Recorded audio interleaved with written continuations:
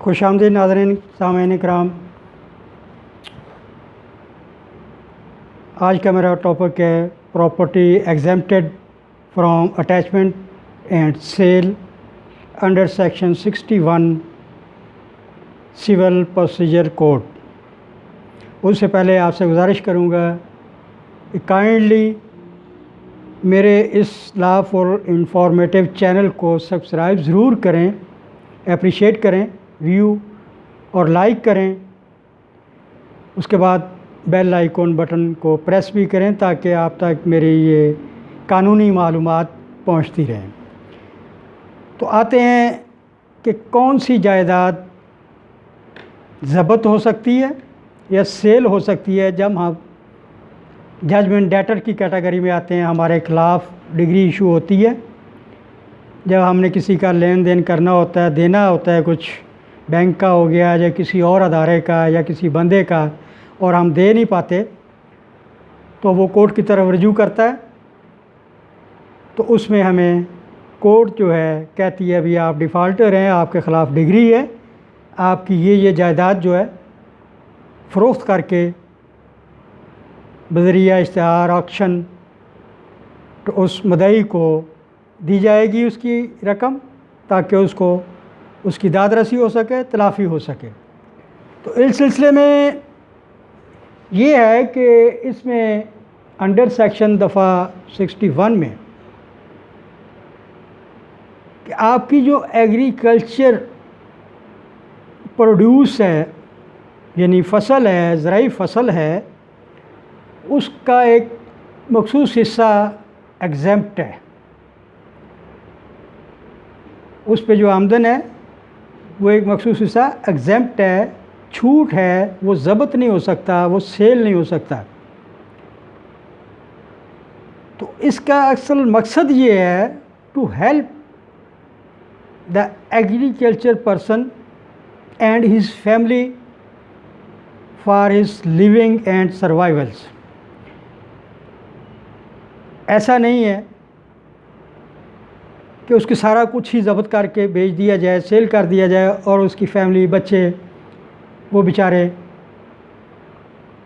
लावारिस हो जाएं, खाने पीने को तंग आ जाएं, भूखों फाकों मरने शुरू हो जाए। इस सेक्शन का असल मकसद यही है कि उसका कुछ हिस्सा छोड़ दिया जाएगा जो कानून ज़ाब्ता दीवानी कहता है, ताकि उसके बीवी बच्चे और वो ख़ुद सर्वाइव तो कर सके ना कुछ।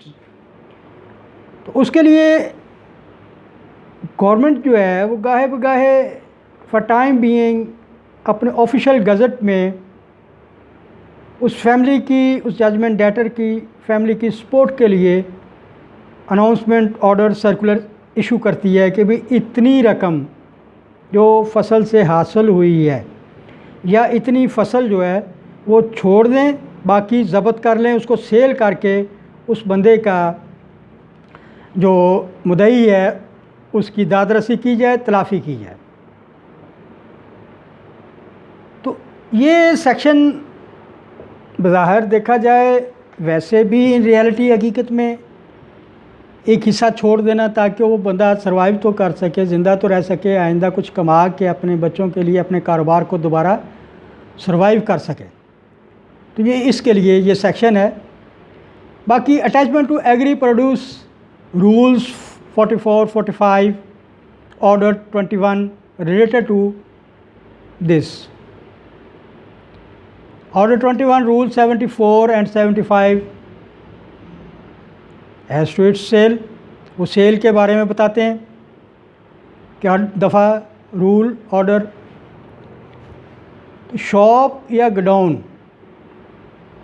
Can be attached under section 62 civil procedural code ज़ाब्ता दीवानी दफ़ा 62 के तहत आपकी दुकान और गोडाउन, उसमें जो माल वगैरह है वो ज़ब्त हो सकता है, क्योंकि आप जजमेंट डेटर हैं, मदीन डिग्री होल्डर हैं, आपके ख़िलाफ़ कोर्ट ने डिग्री इशू की है क्योंकि आपने पेमेंट नहीं की, अपनी अदायगियाँ, अपनी ज़िम्मेदारियाँ पूरी नहीं की, खा वो किसी बैंक से हो, मालियाती अदारे से हो, किसी सप्लायर के हो या किसी बंदे के आपने देना था, नहीं दे सके, तो अब ज़ाहिर है आपका जो असासा है उसको बेच के तो उस बंदे को तो फ़ारग किया जाएगा ना, उसको तो फ़ायदा दिया जाएगा। फ़ायदा इस मद में कि उसने आपको पहले पेमेंट की, रकम दी, उधार पे दे दी, माल दिया, उधार पे दिया, आपने उनको पेमेंट देने की, उसका तो हक बनता है वापस लेना।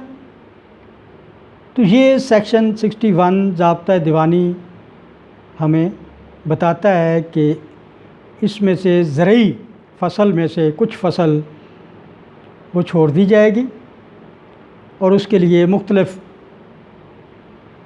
जो रूल्स और ऑर्डर्स पास किए गए हैं वो इसकी वजाहत करते हैं। तो इसके लिए केस रेफरेंस मैं आपको बताता हूँ, AIR 1961 AP 298 DB this section. तो ये सेक्शन इसकी वजाहत करता है। दफ़ा 63 सिविल प्रोसीजर कोड जो है वो प्रिंसिपल असूल वज़ा करता है और मल्टीप्लिसिटी प्रोसीडिंग्स से अवॉइड करने की रहनुमाई करता है और इसमें प्रिंसिपल और कन्वीनियंस उस पर ज़ोर देता है। कन्वीनियंस में असूल आसाइश कह लें, उस बंदे को थोड़ा बहुत आसाइश भी देनी चाहिए इंसानियत के नाते। ठीक है, उसके हालात ऐसे हो गए, बिज़नेस ऐसा हो गया है, वो डिफ़ाल्टर हो गया है, मदइयों ने जिन्होंने पैसे लेने थे उन्होंने उसके ख़िलाफ़ मुकदमा कर दिया और वो मदयून डिग्री होल्डर या जजमेंट डेटर की कैटेगरी में आ गया, कोर्ट ने उसके ख़िलाफ़ डिग्री इशू कर दी। तो मेरी आपसे गुजारिश है, मेरे चैनल को काइंडली सब्सक्राइब, लाइक, व्यू और अपने कमेंट से, आरा से आगाह करते रहें। Thank you very much. अल्लाह हाफिज़।